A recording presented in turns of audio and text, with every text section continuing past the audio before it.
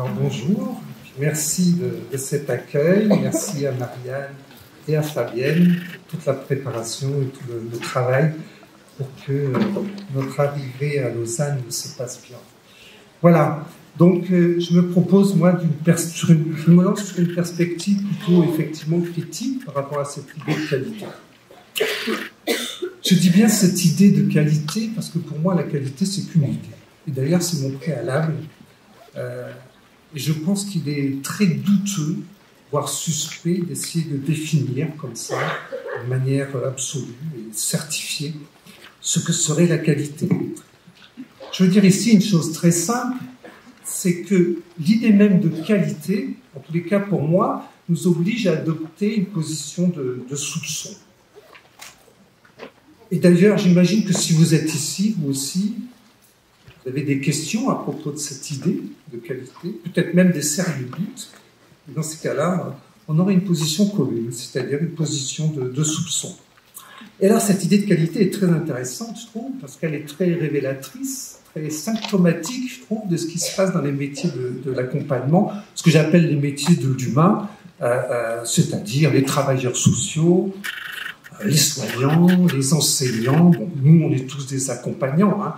Comme Marianne a répété, l'a redit, j'ai été éducateur pendant 10 ans, j'ai été chef de service pendant 10 ans, donc j'accompagnais des salariés aussi, et je suis formateur depuis 17 ans, j'accompagne des étudiants, donc nous sommes des accompagnants. Et je privilégie cette idée de l'accompagnement d'un point de vue éthique. En fait, elle est très symptomatique et révélatrice, cette idée de qualité, parce que on a l'impression qu'à partir du moment où on prononce le nom, on en fait. Ce sera automatique. C'est-à-dire, on a une vision ou une acceptation, une compréhension de ce terme qui est tout à fait consensuelle et qui, moi, me pose un grave problème. Pas plus qu'on devient profond parce qu'on parle de profondeur. C'est pas parce qu'on enrobe l'idée de qualité d'un discours techniciste que la qualité devient effective. Pas parce qu'on en a digéré son idée que son sens devient clair. C'est même pas parce qu'on énonce son nom, le nom de qualité, qu'elle désigne quelque chose de bon. On verra tout à l'heure, mais il me semble que un vin peut être de bonne ou de mauvaise qualité. C'est encore de la qualité. Ça dépend de quoi d'ailleurs? De mes critères, ça dépend de mon goût, ça dépend de mes jugements de valeur. Bon. Donc la qualité, c'est une affaire de goût, une affaire de jugement de valeur. Voilà. Ça veut dire que si la qualité, je mets des guillemets à la, si la qualité en soi n'existe pas, si elle peut être bonne, si elle peut être mauvaise selon nos goûts, ben ça veut dire que dire la qualité est un propos tout à fait abusif. Et tout à fait trompeur. Alors ça serait pas très grave. Ça serait pas très grave si on se servait pas du terme pour faire passer de la maltraitance en contrebande, sous le nom de qualité. Alors on va dire bien sûr que je pinaille sur les mots, que je joue sur les mots. Non, je joue pas du tout sur les mots. Comme vous le savez, les mots c'est ce qui structure notre pensée. Et si on va pas chercher le sens exact des mots, on structure notre pensée de travers. Et si on structure notre pensée de travers, on est à côté de la plaque. Et ça, c'est spécifique au travail social. Alors, je sais pas trop en Suisse et en Belgique, mais en France, je trouve, en France, c'est spécifique au travail social, ça. On fait semblant d'être d'accord sur tout. Et en fait, je me demande si on ne fait pas surtout semblant d'être d'accord. Parce que dès qu'on commence à définir les termes, ça commence à devenir un peu problématique. Ce qui est de la qualité pour moi ne sera pas forcément pour mon voisin, et inversement. Pourquoi? Pour la simple et bonne raison que nous sommes des êtres différents.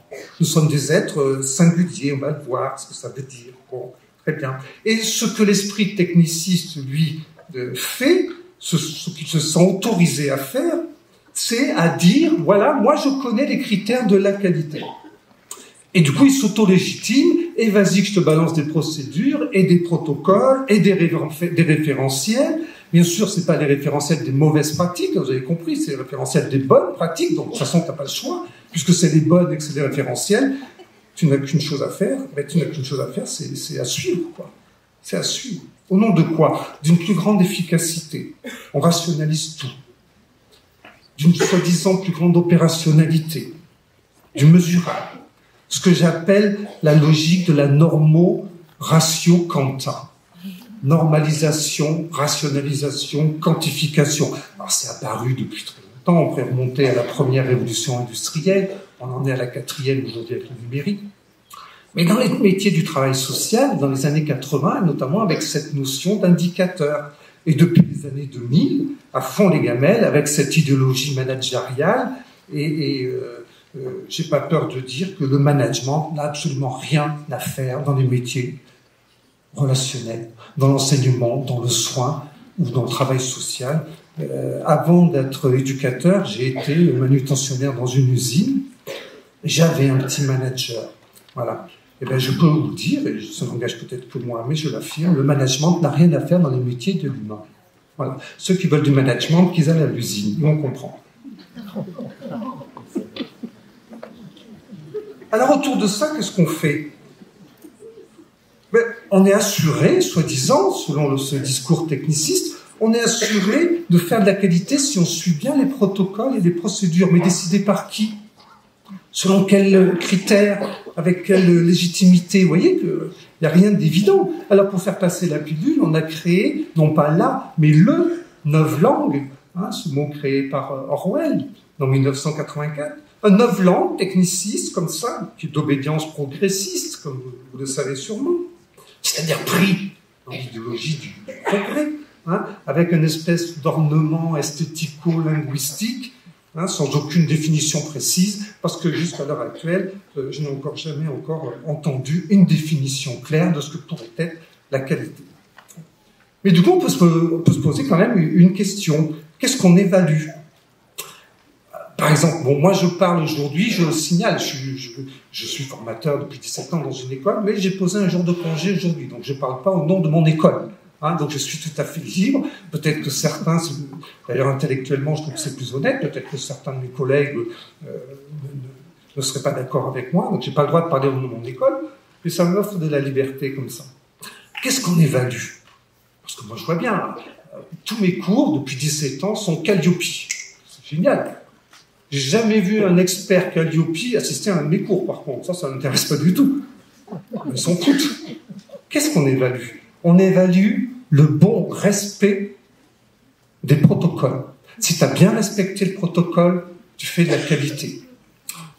Par contre, ce que tu fais concrètement, c'est-à-dire ce qui se passe réellement avec les personnes quand tu les accompagnes, ce qui est en lien avec la contingence sociale, avec le réel des individus, ça par contre, on s'en contrefou, ça rentre pas dans les grilles. Donc on évalue le fait d'être bien resté aux ordres technicistes. C'est-à-dire, est-ce que le professionnel a bien marché droit dans le droit chemin de l'ordre techniciste? C'est ça qu'on évalue. Et ça, c'est problématique, puisque ça détruit nos métiers de la relation. On oublie trop souvent qu'une évolution technique n'est pas toujours positive.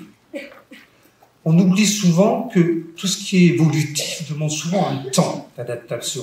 Et pour reprendre, ça va me faire gagner du temps, les analyses d'un grand sociologue actuellement, Hartmut Rosa, qui montre qu'on est dans une société d'accélération. Vous voyez bien qu'on est dans une société constante de l'urgence, de l'immédiat, du changement permanent.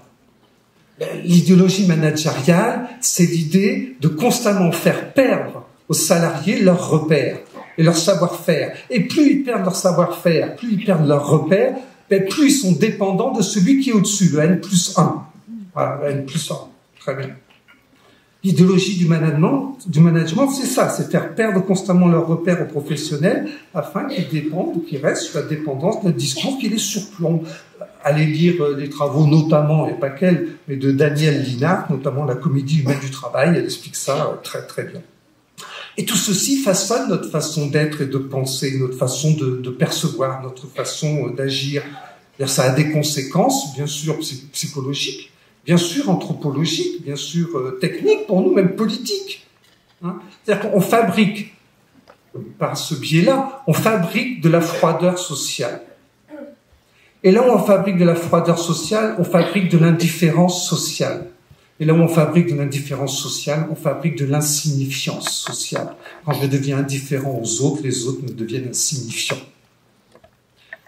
Moi, bon, je suis pas né à Paris, mais enfin, ça fait 35 ans que je suis en Paris, région parisienne.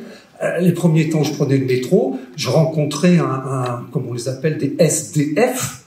C'est complètement idiot, hein, parce qu'il n'y en a pas de D. Alors, bien sûr qu'il n'est pas F. Oui, ça, c'est une catégorie administrative. SDF, c'est d'une idiotie. Affreux. Je rencontrais un soi-disant SDF, bon, ben, je lui donnais 2 francs ou 5 francs. À l'époque, c'était des francs. Et puis, un deuxième, je lui redonnais 5 francs. Et puis, je continuais ma ligne de métro, et puis je rencontrais un troisième, et puis, bon, 5 francs.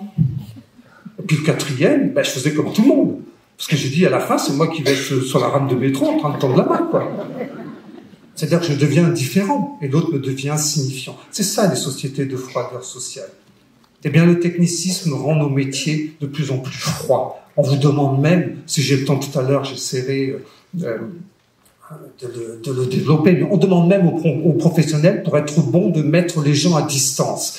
Hein, quand j'étais chef de service, un éducateur diplômé qui vient, il me fait « Monsieur Depen, ne vous inquiétez pas, je saurais me mettre à distance. » Je lui dis « Ben, restez chez vous, quoi. » Moi, je m'en fous d'un éducateur qui se met à distance. Moi, je suis un éducateur qui veut être dans la relation. Éducateur à distance. Et il n'y a jamais eu aucune relation humaine, aucune relation éthique dans la distance. Déjà, mettre quelqu'un à distance, ça veut dire ce que ça veut dire. Ça veut dire que je fais le présupposé que c'est un danger. Ben, si c'est un danger, je ne rentre pas en relation. Donc c'est un problème. Mais vous voyez, ça c'est rentré dans les mœurs maintenant. Il y a plein de mots comme ça. Alors je vais essayer de faire vite parce que je vois que j'ai pas fini mon introduction avec le tonton. Vous me prévenez dès qu'il me reste plus que 3 quarts d'heure. Hein. Je prends un exemple comme ça parce que je trouve ça hallucinant. Alors, en ce moment, dans le discours, il y a cette idée de la fracture numérique. C'est intéressant, la fracture numérique. C'est un discours qui est complètement identique au discours du colonialisme d'antan. Il y aurait ces pauvres petits sauvages, c'est-à-dire ceux qui, comme moi, n'ont pas Internet à la maison, mais je vous rassure, j'ai l'eau courante, l'électricité, tout va bien. Ces petits sauvages qui ne sont pas dans le numérique, eh bien, il faudrait les faire rentrer dans le siècle de la civilisation, dans le siècle du numérique. C'est exactement le même discours qu'on a tenu au moment des colonisations. Mais là, c'est pas le numérique. C'est quand même intéressant de voir qui crée cette fracture numérique. Alors, je me recentre plus sur mon propos d'aujourd'hui, sur la question de la qualité. Et je vais défendre, vous allez le voir, une perspective plutôt la question de l'éthique. Ce que je veux dire aujourd'hui, c'est que tout ce technicisme-là, dont la démarche qualité, pour moi en tous les cas, ça n'engage que moi, participe, tout ce technicisme-là participe d'une même logique qui est la logique de la mêmeté. C'est quoi? C'est rendre tout identique. La logique du protocole, c'est petit a, petit b, petit c. D'accord? Et j'accompagne Paulette. J'espère qu'il n'y a pas de Paulette. Et qu'est-ce que je vais faire à mon collègue? Ben, je vais lui filer le protocole, petit a, petit b, petit c. Et qu'est-ce qu'il va faire avec Polo? Eh ben, la même chose qu'avec Paulette. Sauf que la relation avec Polo et Paulette, c'est pas la même. Ce qui veut dire qu'a priori, l'idéologie techniciste, par exemple, du protocole ou de la procédure, identifie les relations interhumaines comme si elles pouvaient être identiques. Eh bien, il n'y a qu'une seule chose en ce monde qui ne sera jamais identique à une autre, c'est exactement ce qu'on appelle une relation interhumaine, ce que Emmanuel Lévinas appelle une relation éthique. Toute relation interhumaine, toute relation éthique est, par essence, auratique. Elle a sa propre aura. Ah, ça, il ne faut pas que je commence à lire les trucs, parce que là, on ne va jamais terminer. Moi, j'ai un train à prendre. Donc, gardez en tête, si vous voulez, juste cette idée-là. Tout ce qui vous ramène à de l'identique, à du même, est anti-éthique. L'éthique, rapidement, c'est la question d'interhumain. L'éthique, ça n'a rien à voir avec la morale. L'éthique, ça n'a rien à voir avec la question des valeurs. Ça n'a rien à voir avec la déontologie. Qu'est-ce que c'est qu'une morale? L'ensemble de règles, de normes, de valeurs qui s'imposent de l'extérieur à l'individu. Qui s'imposent de l'extérieur. On n'a pas le choix. Ça veut de la standardisation, ça veut de l'uniformisation, c'est du même. C'est une logique de mêmeté. Eh bien, une déontologie, je ne dis pas qu'il n'en faut pas. Je dis que c'est pas la même chose. Une déontologie, c'est quoi? Vous reprenez la définition que je viens de donner de la morale et vous rajoutez dans un champ particulier d'activité.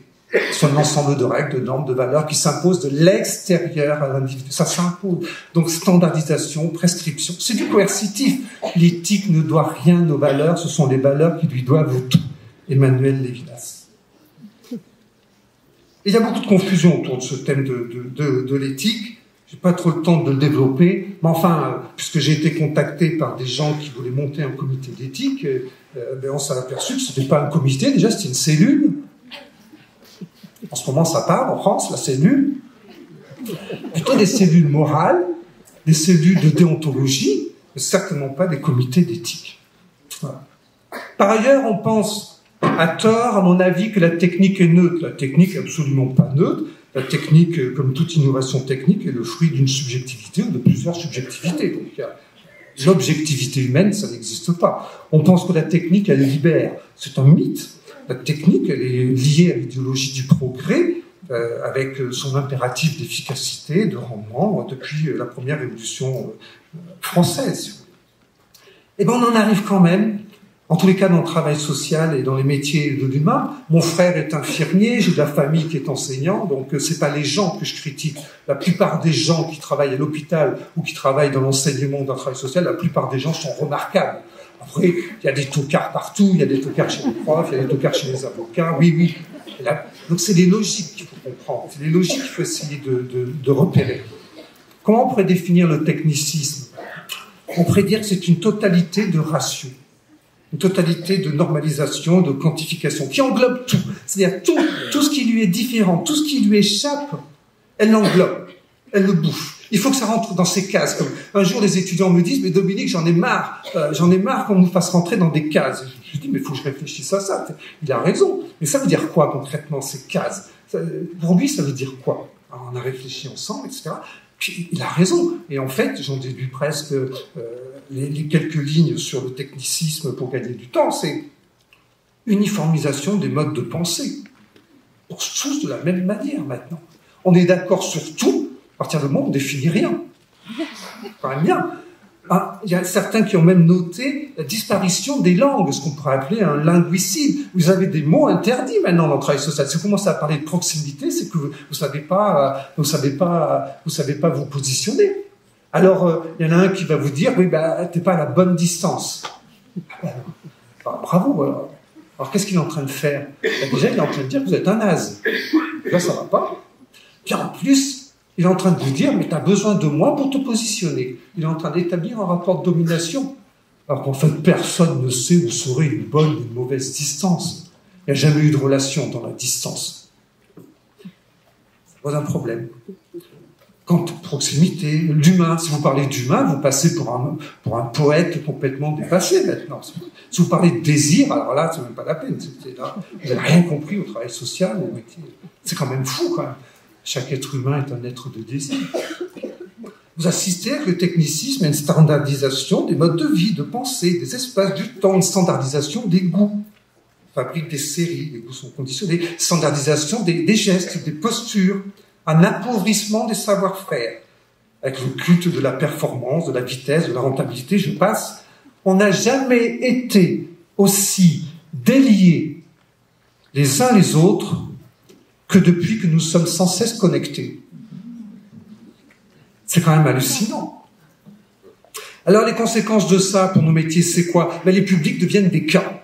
Les professionnels deviennent des automates agentiques. La pensée devient des clichés. Et l'accompagnement devient de la prise en charge, ce que j'ai appelé dans un de mes ouvrages l'infâme prise en charge. Les individus deviennent des cas. À chaque cas correspond une recette préétablie. À chaque recette correspond une série de procédures à suivre de manière impérative. On hypertrophie les situations, on les fragmente, elles deviennent des produits subdivisés en sous-produits et chaque sous-produit fait l'objet d'un appel d'offres et toutes les associations se mettent en concurrence pour répondre à l'appel d'offres. Et voilà comment on organise incroyablement, dans un secteur de l'humain, le système de la concurrence généralisée. Bon. C'est un problème. C'est un choix.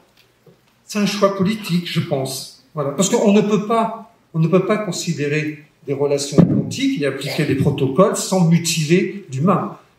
sans déshumaniser nos relations, sans dégrader notre accompagnement en prise en charge. Alors je crois qu'il faut le dire, le management, la logique managériale n'a rien à faire dans les métiers de l'humain, et deux, ce n'est pas vrai que le travail social, que le soin ou que l'enseignement coûte cher. C'est pas vrai. Parce que, bien sûr, on va tomber sur un gestionnaire ou un comptable qui va dire, mais monsieur, c'est nos impôts. Et là, si vous commencez à vouloir répondre à ça, vous êtes cuit. Parce que oui, ça coûte des sous. Il vous embarque sur son registre à lui. Le travail social, ça ne coûte pas cher. Le travail social, l'enseignement, le soin, c'est un projet de société. C'est une question politique, c'est une question de vivre ensemble. Parce que quand même, comment qualifier un type de société qui ne sait pas prendre soin de ses vieux? Je fais exprès de mettre vieux. Comment qualifier un type de société qui ne sait pas prendre soin de ses enfants? Le collègue conférencier d'avant expliquait comment en France, notamment, on s'est fait du fric sur le dos des nouveau-nés. C'est quand même incroyable. Comment qualifier une société qui se fait du fric sur les personnes en situation de handicap? Finalement, vous savez que les Indiens sauvages qui vivaient en Amazonie, par exemple, étudiés par Pierre Classe, les Indiens sauvages, ils n'avaient pas d'EHPAD. Vous savez pourquoi? Ben parce qu'ils aimaient leurs vieux.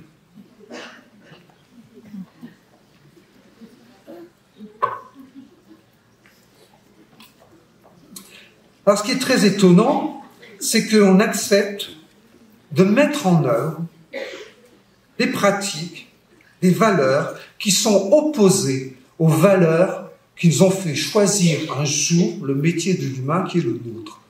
Et ça, c'est quand même hallucinant, quoi. Et pourtant, on a quand même une responsabilité. Je vais gagner un petit peu de temps, je suis pas un spécialiste de l'enfance, mais on a quand même une responsabilité énorme. Si je reprends, puisque je suis un grand lecteur, ou j'essaye, dans tous les cas, de l'école de Francfort, Théodore Adorno, etc., ou Hannah Arendt.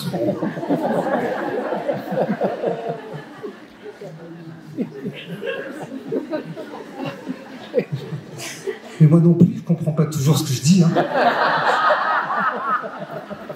Mais je veux bien, oui. C'est censé me représenter, ça?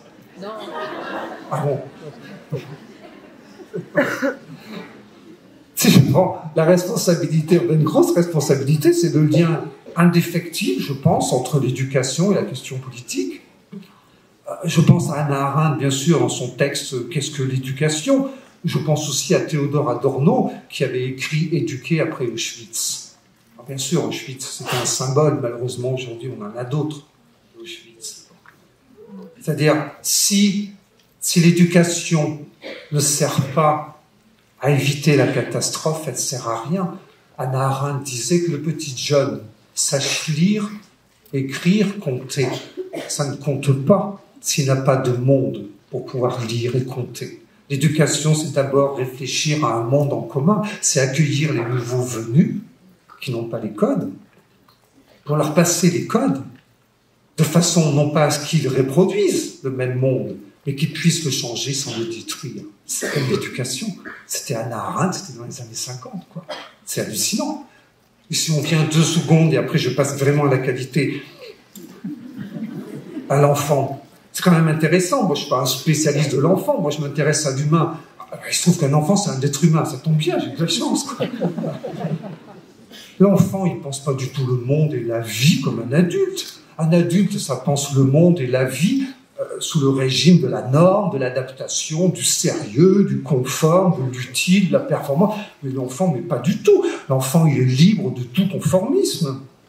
Ça me fait toujours penser à Michel Foucault, ce grand philosophe qui disait, je suis pas foucaldien, mais quand même, il disait, mais pourquoi donc, dans les sociétés occidentales, on a construit l'école comme un milieu austère, de façon à ce que les enfants ne veuillent surtout pas y rester. Et combien d'entre vous, et moi le premier, le dimanche soir, on s'est dit, oh là, demain, faut y retourner demain. Alors que normalement, le dimanche soir, les gamins ils devraient se dire, mais c'est super, mais demain j'y vais. Si on avait conçu l'école comme un lieu de jouissance, ben non, mais pas du tout. Il fallait pas. On a construit l'école autrement. Alors, vous voyez, on pourrait revenir à ce que disait Foucault sur la question de l'enfance. Je passe vite, hein. Pour moi, éduquer, c'est pas compliqué, c'est d'abord établir une relation éthique qui tente de créer une ambiance favorable à l'expression des potentialités d'autrui. ce qui oblige déjà à lui reconnaître des potentialités, et donc il n'y a pas un savant et un ignorant. Qu'est-ce que fait la maîtresse ou le maître? La première chose qu'elle fait à la maternelle, pas en classe, les gamins ils sont dans la cour, elle dit 2 mots, en rang, qui nous suit du berceau au tombeau. Ça pète l'ambiance un peu là. C'est vrai. Quand elle dit en rang, la maîtresse, elle n'est pas en train de faire de la géographie, là, qu'est-ce qu'elle est en train de faire? Elle est en train de dire une relation pédagogique normale est une relation verticale entre un savant et un ignorant. Et plus tard, tu auras ton patron à l'usine, etc. Dès l'âge, le plus jeune âge, on nous applique le clivage, la mise en compétition. Pensez à Roger Cousinet, un inspecteur, c'était même plus instituteur, il était inspecteur, c'est lui qui engueulait les instituts. Il a remarqué que la classe organisait la compétition entre les enfants. Les enfants créaient une forme de solidarité dans la cour. Dès qu'ils rentraient en classe, moi madame, moi madame, moi madame. C'est-à-dire la classe sous le régime de l'adversité. C'est-à-dire contre autrui, contre l'altérité. Bon, ben, l'éthique, c'est pour l'altérité. L'enfant, c'est un initium. L'enfant, c'est un commenceur. Alors, on sait, on ne sait pas créer les conditions pour qu'il commence. J'en viens enfin à mon propos. La question de la qualité. Je pense toujours à ces mots de Théodore Adorno qui disait en 1964 « La quantité s'est inversée en qualité ». C'est-à-dire, il remarquait, ce texte date de 1964, le règne déjà du quantitatif, du mesurable, du performant, du rentable. C'est-à-dire les logiques dont je vous parlais tout à l'heure, logique de chosification, de quantification, de rationalisation et de normalisation, que je résume, logique de déshumanisation. Alors pourquoi j'adopte une position de soupçon vis-à-vis du mot qualité? Déjà, dès l'étymologie, qualitas, je cite le Littré, ce qui fait qu'une chose est telle qu'elle est. Ce qui fait sur nos sens une impression particulière. C'est la définition, l'étymologie. Ça veut dire quoi? Bonne ou mauvaise, ça reste de la qualité. Donc, qualité n'est pas identifiable en soi à une positivité de fait. Qualité ne veut pas dire en soi que ce qui est fait en son nom, sur son dos, soit bon. Hein, on peut très bien agir en qualité de voyou. C'est une qualité aussi. Deuxième soupçon, c'est quand même ce consensus que fait le mot, quoi. On est tous d'accord quand on l'emploie et puis on fait tous semblant d'entendre ce que je disais tout à l'heure, la même chose. Et on sait très bien que l'esprit de consensus nous aveugle. J'ai retrouvé des mots retranscrits parce que Socrate n'a rien écrit. Socrate qui disait « Essayer de définir le juste et le bon est une supercherie. » C'est en pensant ensemble de façon critique que peut-être on ouvrira des horizons verts. Alors, ouvrons, pensons. Hein, et on sait bien, tout le monde sait ici que penser, c'est rompre. Penser, c'est rompre. Penser, c'est rompre avec nos habitudes de penser. C'est rompre avec nos évidences. Rompre avec le consensus, avec l'ordre établi. Penser, c'est accepter d'être dérangé. Je suis bien rangé dans mes petites certitudes à moi. Eh bien, tant que je reste dans ces certitudes-là, je ne pense pas. On peut accumuler plein de savoir et être un vrai con. C'est pas contradictoire. On peut être un très grand intellectuel et être un parfait idiot. Donc, vous voyez, il faut du courage, disait Hannah Arendt. Il faut du courage pour penser. Pourquoi? Parce que j'ai mes petites certitudes, puis là, je suis obligé de les abandonner. Alors, ça me dérange, j'étais bien rangé. Oui, mais alors ça veut dire quoi? Ça veut dire que penser, c'est accepter de s'ouvrir à de la pensée que je n'ai pas. On peut faire le parallèle avec qu'est-ce que c'est qu'une rencontre. Rencontrer, c'est quoi? Mais rencontrer, c'est toujours du non-moi. Rencontrer, une rencontre interhumaine, une rencontre éthique, c'est du non-moi. Alors des fois, une étudiante un jour qui me dit, je suis en train de couper à travers là, une étudiante qui me dit, mais Dominique, est-ce que vous pouvez pas me faire un truc plus concret? Parce que, je dis, si vous voulez, de quoi vous voulez que je vous parle? Et elle me dit, je le dis souvent en conférence, je commence à yoyoter, mais bon, et elle me dit, je sais pas, mais parlez-moi de l'amour, par exemple. Je dis, bon, d'accord, très bien. Moi, je vous vois toujours les étudiants, et puis là, je la tutoie devant tout le monde, il y avait 100 étudiants, et Et je lui pose la question, et je lui dis, mais pourquoi tu l'aimes? Et elle me dit, je l'aime parce qu'il est beau. Et là, je lui dis, il faut que tu trouves autre chose, parce qu'avec le temps, ça ne tient pas. Pourquoi tu l'aimes? Un autre me dit, parce que j'ai trouvé mon alter ego. Alors ça, c'est alter, autre, ego, comme moi-même. Quand vous avez trouvé votre alter ego, ben, barrez-vous surtout. Je sais pas, moi, ma compagne, ce que j'aime chez elle, c'est qu'elle n'est pas moi. Ben, c'est bon, ça fait déjà plus de 50 piges que je me tape deux peines de 24 heures sur 24, je vais pas me le prendre en stéréo en plus, quoi. Qu'est-ce que j'aime chez l'autre, c'est sa différence, quoi. C'est ça qui est intéressant. Alors si j'ai le temps tout à l'heure, on verra ce que ça veut dire d'un point de vue du désir. C'est quand même intéressant. Parce que si on commence à nier l'autre comme un être de désir, et qu'on commence à désirer à sa place, ben ça veut dire qu'on l'annule comme être de désir. Et si on l'annule comme être de désir, ben c'est plus un sujet de désir. Si c'est plus un sujet de désir, ça s'appelle comment? Pas une bouteille, un objet. Et un objet, je le prends. Je le prends en charge. La prise en charge est anti-éthique. La prise en charge repose sur une logique techniciste de chosification et de maltraitance. Donc, deuxième point j'avais pas prévu de parler de ça, mais bon. Deuxième point qui me fait soupçon sur la question de la qualité, parce qu'il fait autant consensus. Et consensus, je vais gagner du temps en revenant à ce que disait Jacques Rancière, ce grand philosophe politique. Le consensus, il explique, Rancière, très très bien les choses, je trouve. Il dit, c'est ce qui définit au préalable ce que nous devons entendre, ce que nous devons percevoir, ce que nous devons comprendre, et comment il faut entendre, percevoir et comprendre. C'est-à-dire, le consensus, c'est ce qui, avant toute délibération, pour pas qu'il y ait de litige, pour pas qu'il y ait de dissensus, c'est ce qui vous dit déjà comment vous êtes autorisé à être, à penser, etc., etc. Je voudrais juste vous rappeler quand même que la démocratie est du côté du dissensus, c'est-à-dire la possibilité d'exprimer sa différence, la différence reconnue comme une richesse, et que le totalitarisme est du côté du consensus. Si vous reprenez le technicisme de tout à l'heure, ça vient d'où? Ben, ça vient de toutes ces logiques de fabrication, toute la question de la démarche qualité, le régime ISO, etc., fait par des experts. J'ai retrouvé, je ne sais plus qui avait dit ça, je ne vais pas vous donner le nom, mais j'ai retrouvé sa manière de définir les choses. Démarche qualité, processus de normalisation fondé sur le consensus, document qui décrit les étapes de référence à mettre en place pour piloter un système managérial qui vise à fournir des produits et services aux clients afin de les satisfaire. Une fois que vous êtes dans le client, on revient à ce que disait Michel tout à l'heure, on est dans la marchandisation.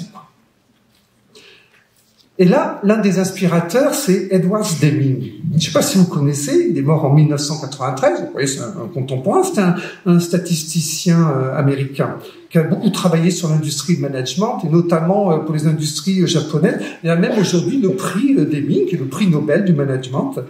Je cite Deming, « L'idée de qualité est avant tout une idée commerciale. La qualité a pour but de satisfaire le consommateur. » En parallèle de Deming, vous rajoutez Edward, malheureusement c'est le même prénom, sauf qu'il y a un S en moins, Bernet, qui est l'inventeur, le théoricien de la propagande.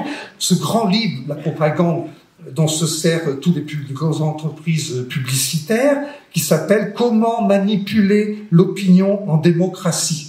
C'est un livre très connu pour ceux qui travaillent sur cette question-là. Ce grand livre était le livre de chevet de Joseph Goebbels. Alors tout de suite, voilà, ça grince un peu, vous avez raison. Voilà ce que dit Bernet. Je cite, c'est lui. « La manipulation consciente des opinions et des habitudes des masses joue un rôle important dans une société démocratique. Ceux qui manipulent ce mécanisme social forment un gouvernement invisible qui dirige véritablement le pays. » Vous voyez, c'est plus simplement du commerce où un vendeur essaye de convaincre un acheteur. On est passé au marketing. C'est l'acheteur qui supplie le vendeur de lui vendre son produit. On change de registre là. Et enfin, troisième raison pour laquelle je soupçonne et je suis soupçonneux vis-à-vis de ce terme de qualité, ben c'est que c'est un terme qui est piégé, qui est piégeux. Parce que dans la salle, là, on est 700, 800, qui ne veut pas faire de la qualité? Il n'y a pas quelqu'un qui va dire, moi je veux foutre le bazar partout. Ben non. Donc ça veut dire qu'a priori, vous voyez, on est déjà d'accord sur l'idée. On ne sait pas sur laquelle, mais on est d'accord. On est d'accord sur tout. Enfin, on est surtout d'accord. C'est bien ce qu'on disait tout à l'heure. Voilà. Qui ne voudrait pas en faire? Vous voyez bien. Et l'idéologie techniciste, ce qu'elle vous dit, c'est ben, si tu veux en faire, tu n'as qu'à suivre les protocoles. En plus, c'est des référentiels de bonne pratique. Donc, tu n'as pas t'embêter à réfléchir à Paulette, Paula, machin. C'est tous les mêmes, vas-y. Paulette, machine à laver, mode d'emploi, comment ça marche, Paulette, quoi? Bon. En fait, qualité, c'est demande si c'est pas devenu un mot valise, un mot fourre-tout, un peu un mot gadget. Comme si on était devant un distributeur de mots automatiques, comme ça. Je sais pas si vous avez remarqué, moi j'assiste à pas mal de réunions. Maintenant, dans des réunions, il y a des mots, il faut absolument les dire. Parce que sinon, vous passez pour un naze, quoi. Il faut dire process. Il faut l'accent.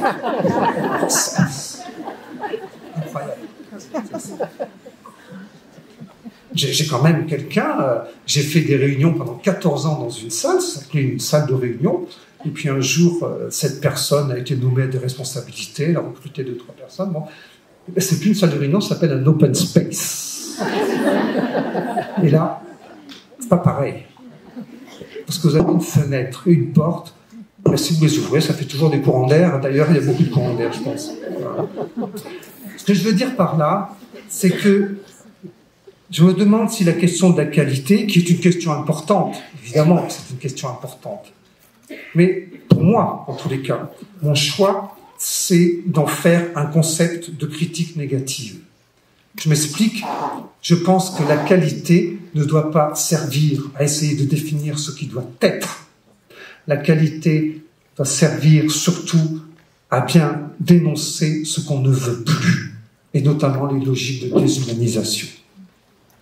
Il n'existe aucune règle générale sur lesquelles ranger avec certitude la pluralité humaine, la singularité humaine. Comment on peut faire pour imaginer, comment on peut imaginer faire de la qualité en appliquant des logiques de déshumanisation? C'est quand même incroyable. Donc il me semblera beaucoup plus, comment dirais-je, raisonnable d'essayer de ne pas peut-être arriver à une définition arrêtée de la qualité, mais de chercher ce qu'on ne veut plus, ce qu'on ne veut pas pour autrui. Ce autrui, celui qu'on accompagne, autrui, cet autre radical qui m'échappe. Et qu'est-ce que veut la logique techniciste finalement? Et peut-être que la démarche qualité participe, en tous les cas il faut la soupçonner de ça. Eh bien le technicisme, c'est ce qui veut maîtriser tout ce qui lui échappe. Et qu'est-ce qui lui échappe? Au XVIIe siècle, qu'est-ce qui échappait? La nature, on a créé les sciences de la nature. Et puis après, au XIXe, je fais court, il nous échappait les sociétés, on a créé les sciences sociales, et puis là, l'humain, on a créé les sciences humaines. Alors je ne dis pas qu'il n'en faut pas, je dis que derrière, c'est une logique de rationalisation, et qu'il faut s'en méfier. Pour moi, on ne peut parler de qualité qu'à partir du moment où on exerce une critique radicale, pour dévoiler et dénoncer les logiques de chosification de l'homme. Une pensée critique, c'est-à-dire une pensée qui libère les individus des circonstances qui les asservissent.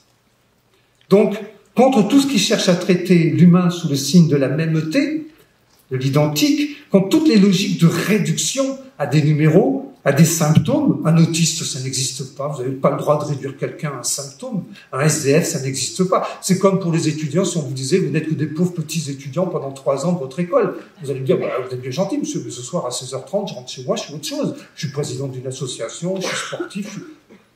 Toute logique identitaire est une logique autoritaire de liquidation de l'altérité d'autrui. Et donc, contre la logique de prise en charge, afin de repenser l'idée d'accompagnement. Aller de compagnie avec. Aller, un processus de compagnie, ça veut dire je te garantis de ne pas te sortir de mon champ d'humanité. Avec, ben, c'est la question de l'altérité. Et l'altérité, c'est l'autre. Et dès que vous pensez à l'autre, eh ben là, vous êtes en face de Lévinas ou de Derrida, avec ce qu'ils ont appelé la loi de l'hospitalité. Qu'est-ce que c'est qu'accueillir d'un point de vue éthique? Qu'est-ce que ça veut dire accueillir? C'est pas simplement je t'offre un café. J'ai visité des institutions, bon, vous êtes obligés de me croire, mais le hall était en marbre. Et là, je me dis, là, tu es au paradis où tu es dans un merdier infini. Je vous laisse dire, j'ai visité des institutions où les murs étaient en carton, où il y avait une chaleur humaine incroyable. Alors, ma démarche, si je devais en parler très très rapidement, il me reste combien de temps du coup, Marianne? 10 minutes, vous voyez, elle fait ça. Ah, pardon, parce que je vois pas bien de là, c'est ça. 5. Ma démarche, je l'axe autour de ce que j'appelle mes 3 E. Bon, donc j'ai pas trop le temps de les développer, mais bien sûr, la question de l'éthique, que je viens un petit peu d'explorer, c'est-à-dire fondée sur le respect et la reconnaissance inconditionnelle de la singularité d'autrui. Vous ne pouvez pas mettre de conditions au respect de l'élément d'humanité de l'homme. Parce que chaque fois qu'on en a mis, ça veut dire qu'on a créé une échelle de valeurs comme quoi l'homme était pur ou impur à vivre. Ça nous rappelle des sombres temps. D'ailleurs, on a l'impression qu'ils ne sont pas tout à fait finis. Hein. Oui, ça reposerait la question d'évaluation. Qu'est-ce que ça veut dire l'évaluation? C'est quand même apposer une valeur sur l'autre. Qui je suis pour apposer une valeur sur l'autre? Enfin, système d'évaluation. Ça reposerait la question de la relation. Qu'est-ce que c'est qu'une relation? C'est un face-à-face où le je et le tu sont en face-à-face et où le je garantit au tu toutes les conditions de ne jamais perdre la face. Alors peut-être il y aura rencontre. S'il n'y a pas ça, il n'y aura pas rencontre. Il y aura prise en charge, c'est-à-dire maltraitance. Donc la question de l'éthique. Éthique, question de l'interhumain, où vous êtes irremplaçable. Personne ne peut vivre la relation à votre place. Personne ne peut vous dire soit ici, soit là. Alors je sais, il faudrait l'appeler autrement, c'est souvent malheureusement les psychologues qui font ça. En tout cas, beaucoup de psychologues le font, ils parlent de relations fusionnelles. Une relation fusionnelle, ça n'a jamais existé, ça n'existera jamais, ça ne peut pas exister. Pourquoi? Parce que l'idée de relation est à penser sous le signe de la distinction, alors que l'idée de la fusion est à penser sous le signe de l'indistinction. Tu ne peux pas être dans la distinction et l'indistinction, ça ne va pas. Donc on a culpabilisé les mères, beaucoup quand même, beaucoup des mères qui étaient dans des relations fusionnelles. D'abord, il faudrait m'expliquer pourquoi les pères ils pourraient être dans une relation fusionnelle. C'est assez hallucinant. Maintenant, tu peux être en fusion avec quelqu'un qui est plus de ce monde. Alors comment tu fais? Tu prends un copain, un rapporteur, alors là je suis bien. C'est n'importe quoi. Et ça passe. Donc toute cette question d'éthique que d'habitude je fais en 1h30, donc là je fais court, mais bon, puisque Marianne a eu la gentillesse, j'ai écrit 2-3 petits livres sur ces questions-là. Le deuxième E, c'est la question de l'émancipation, que j'emprunte à Jacques Rancière et à Miguel Abensour. Ah d'accord. J'arrive pas bien à lire. À l'été, de qualité, la conférence. Il y a un point d'interrogation quand même. Hein. Ah oui, je peux le lire ici, pardon. Bon, l'émancipation, c'est pour ça, Marianne, que je vais être en retard. L'émancipation, c'est l'idée que l'autrui n'ait plus besoin de moi. Hein. Finalement, l'émancipation, c'est quoi? C'est le fait de sortir de la condition à laquelle on a été assigné, c'est-à-dire des manières d'être, de penser et d'agir qui sont attachées à cette condition. L'émancipation, c'est ça, c'est s'arracher à une condition qui nous demande de penser et d'être d'une certaine façon. Pour rejoindre Frédéric Nietzsche, mais bon, là, j'ai pas le temps. Et le troisième E, c'est la question de l'égalité. Alors, je l'ai traité à partir des travaux notamment de Pierre Clastre et de Jacques Rancière, dans un récent, c'était janvier, un récent petit livre qu'on a coécrit avec Martine Trapon et Michel Chauvière, qui est 4 réflexions sur l'hypothèse travail social et qu'on a décidé de titrer l'enfant sauvage de l'état social. On montre en quoi le travail social, quelle que soit la société, le pays ou la culture, le travail social institué est l'enfant sauvage de l'état social qui le crée. Et à partir de là, j'ai développé ce que j'appelle le principe égalitaire, c'est-à-dire, ça n'a rien de marxiste ni de marxien ce que je vais vous raconter là, mais ça peut y avoir une petite connotation. Je pense que tous les travailleurs sociaux du monde, là où existe un travail social institué, partagent ce principe-là que je vais vous donner. Un homme, un être humain, un homme, une femme, un homme ne vaut pas plus et ne vaut pas moins qu'un autre homme sans pour autant qu'ils en deviennent semblables. Parce que si on dit « il vaut pas plus et pas moins, ils sont pareils », ça va pas. Ils sont pas pareils, justement. Ça veut dire que le principe égalitaire, non seulement il combat contre l'idée d'inégalité, mais il combat aussi et tout autant l'idée d'égalitarisme qui nivelle tout. Eh bien, en Occident, la plupart du temps, en Occident, quand on parle d'égalité, on parle d'égalitarisme, c'est-à-dire de nivellement par le bas. Voilà. Alors, je termine, il me reste 2 minutes, c'est bon. Je pense que là où on pense changement, sous-entendu derrière, bien sûr, c'est l'idée de progrès. Hein. D'ailleurs, vous avez une phrase automatique. Hein. Dès que vous n'êtes pas d'accord avec ce qui se passe, on vous dit résistance au changement. C'est automatique maintenant. C'est vrai, résistance au changement. Mais si vous estimez que le changement, c'est une régression, mais ça donne résistance à la régression. Mais là, ça me va. Ça me va bien. Il n'est pas certain, d'ailleurs, que depuis qu'on évalue à tour de bras, partout, tout le temps, il n'est pas certain qu'on enseigne mieux. Il n'est pas certain qu'on soigne mieux. Il n'est pas certain qu'on accompagne mieux. Je pense même que, bon, c'est peut-être même le contraire. Hein. Alors bien sûr, certains perdent un peu espoir. Enfin, faut pas perdre espoir, parce qu'au fond d'eux, je pense que au niveau inconscient, ils ont peut-être en partie du désespoir, mais au niveau conscient, il leur reste quelque chose d'espoir en eux. Hein. Eric Fromm disait « Espérer, c'est un état d'être ». Espérer signifie être prêt à accueillir à chaque instant ce qui n'a pas encore été fait. Bon. Donc il faut garder espoir. Bien sûr, on peut se trouver un peu fatigué. Enfin, puisqu'à la fin on va être fatigué, autant porter les valeurs auxquelles on croit. Parce qu'à la fin on dit qu'on va être fatigué de toute façon. Donc la question, à mon avis, c'est qu'est-ce qu'on veut, quoi ? Qu'est-ce qu'on veut faire ? Qu'est-ce qu'on veut être ? Quand on est soignant, quand on est enseignant, quand on est travailleur social, c'est quoi notre bonheur ? Ou pour reprendre un concept que j'aime beaucoup de Spinoza, c'est quoi notre joie professionnelle ? Notre joie professionnelle, c'est ce qui augmente ma puissance d'exister. Alors si je deviens travailleur social et qu'on m'empêche d'être en relation, eh bien on diminue ma puissance d'exister, c'est-à-dire on me fait tourner du côté de la tristesse, non pas de la joie. Partout où il manque quelque chose, il y a quelque chose qui ne manquera jamais, c'est l'humain. Et comme le disait Lévinas, l'humain, c'est celui qui vous lance un appel. Et la question devient, est-ce qu'on sera à la hauteur de cet appel ?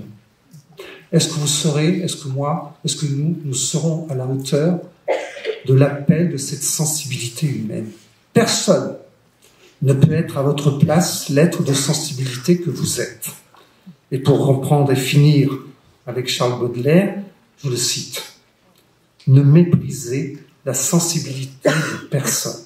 La sensibilité de l'homme, c'est son génie. » Alors, travailleurs sociaux, soignants, enseignants qui êtes dans la salle, alors je vous en prie, ne tuez pas le génie de l'homme, ne tuez pas le génie de nos métiers. Merci à vous.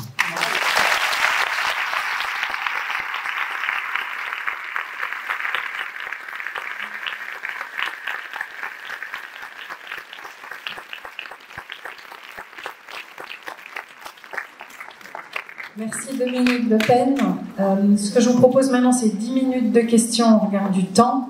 Il y a plusieurs micros dans la salle. Osez vous lever, levez la main quand vous avez des questions.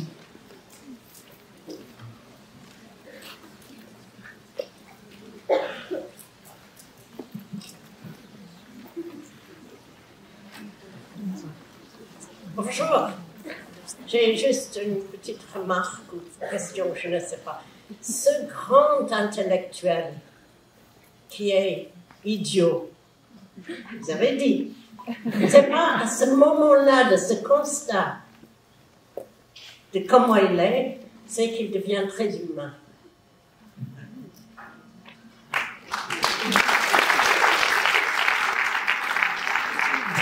Je suis pas sûr d'avoir compris, mais non, mais c'est parce que j'entends moins bien ici, en tous les cas, mais a priori, je suis d'accord.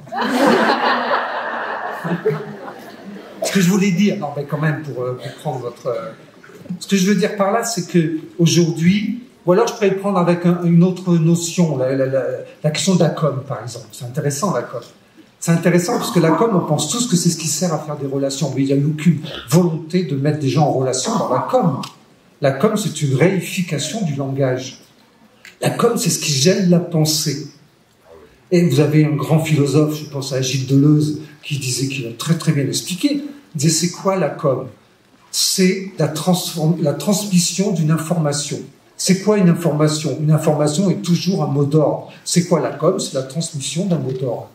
Quand la police fait un communiqué, c'est pas pour venir me voir, me dire de peine qu'est-ce que t'en penses, hein.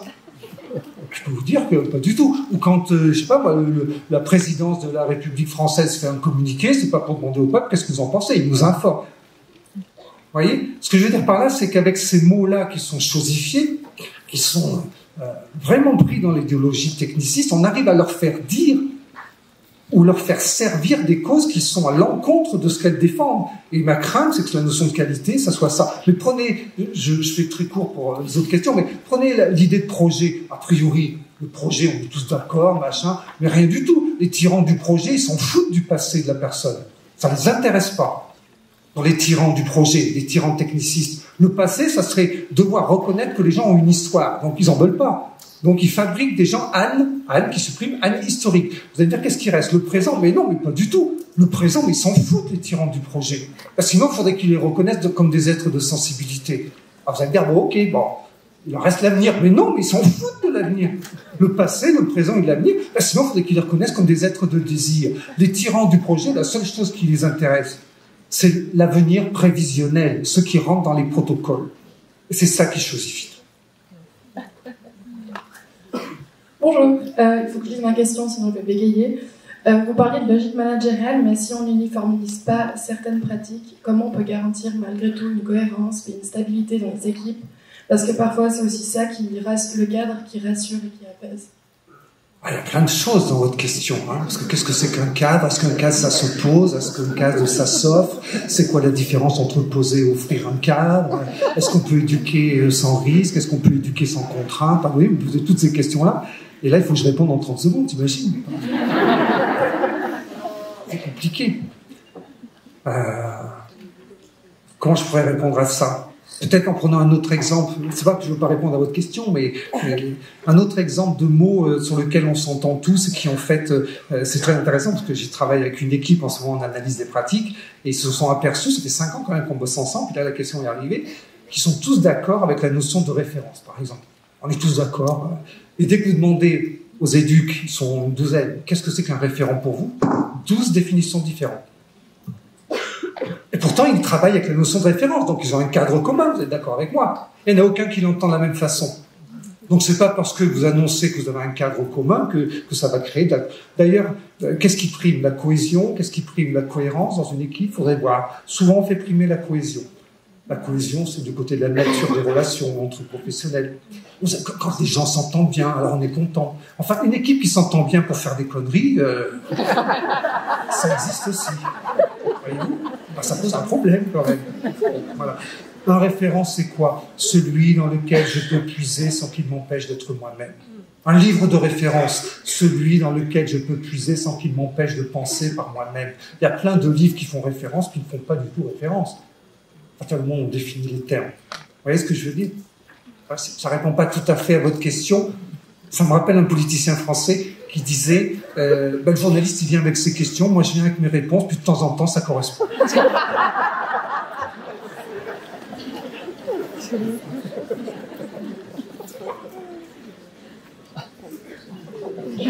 Bonjour. Bonjour. Pensez-vous que plutôt que mettre de la forme dans la qualité, on devrait plutôt se questionner pas ce qu'on fait pas bien, mais comment on peut s'améliorer?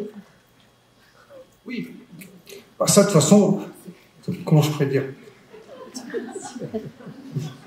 Non, mais on vous compte le cadre. À partir du moment où c'est 2 moutons, là, c'est fini. Vous voyez, ils vont à l'abattoir tous les deux et ils se demandent comment ils y vont. On dirait une réunion d'équipe.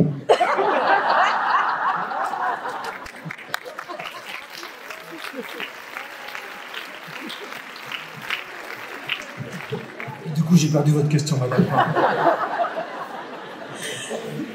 Pensez-vous qu'on devrait plutôt que de regarder qu'est-ce qu'on fait, qu'est-ce qu'on ne fait pas bien, comment on ferait pour s'améliorer? Oui, Oui, oui, je vous rejoins complètement. La question de qualité, je la balaye pas. Hein. Bon, on fait un peu d'humour, bon, c'est bien aussi, quoi. On peut être sérieux et sans se prendre au sérieux. Mais donc la qualité, pour moi, c'est un point important, c'est une dimension importante. Ce que j'observe pour l'instant, mais bon, j'ai pas tout vu et tout observé, donc je peux pas généraliser, sinon je vais me tromper. Enfin, ce que j'observe, c'est que c'est quand même très très rare des projets d'établissement qui a marqué en introduction, ici on veut faire de la merde, c'est rare. Ils veulent tous faire de la qualité, on est bien d'accord. Ils veulent tous respecter la dignité. Et je vais vous raconter quelque chose, madame, parce que ça me touche vraiment. Un jour, je fais une visite de stage, d'accord ? Et je ne devais pas la faire. C'est pas un public étudiant que je suis d'habitude, ma collègue ne pouvait pas, bon je dis j'y vais. C'était dans un EHPAD. Et la directrice me reçoit, mais je vous jure, elle me reçoit dans grande pompe. La directrice adjointe était là, la psychologue, ils sont au garde à vous. Je dis, mais attendez, ce n'est que moi. On se calme. Et elle me fait un truc, mais incroyable. Elle me dit, ici on défend l'humanitude. Magnifique. Il y avait une petite vieille, je fais exprès de dire ça, parce qu'elle m'a traité comme ça, une petite vieille qui était couchée par terre, dans le hall, pendant qu'elle m'expliquait ça, en train de manger de la boue qui était tombée des chaussures des gens qui rentraient. Et elle faisait son discours sur l'humanitude, et elle était bien, quoi, ça la gênait pas. Vous voyez, je pense que c'est contre ça qu'il faut lutter. C'est-à-dire, je vous rejoins complètement, je pense qu'on est d'accord, je pense que la qualité, il faut en faire un concept de critique négative. Je pense qu'elle n'est pas définissable. Pourquoi ? Parce qu'une relation humaine, éthique, est par définition indéfinissable. La dignité de l'homme est d'être un mystère inépuisable. Karl Jasper. La dignité de l'homme est d'être un mystère inépuisable. Pour reprendre l'exemple de l'amour de tout à l'heure, qu'est-ce qui m'intéresse dans l'amour ? Mais c'est que ça nous échappe. Le jour où vous commencez à dire à votre conjoint, votre conjointe, bon c'est bon, écoute, je te connais par cœur. Ben là, c'est que vous trouvez un prétexte pour vous barrer ailleurs. Le principe de l'être humain, c'est qu'on n'en fait jamais le tour. On fait le tour d'une chose.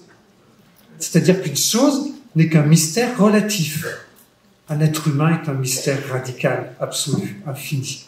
L'amour, ce n'est pas de la quiétude, c'est inquiétude. Là où il n'y a plus de inquiétude, il n'y a plus d'amour. Alors vous allez me dire, vous ne croyez pas à l'amour de peine, vous êtes... mais si, j'y crois, mais c'est très rare. La plupart du temps... c'est une carrière conjugale.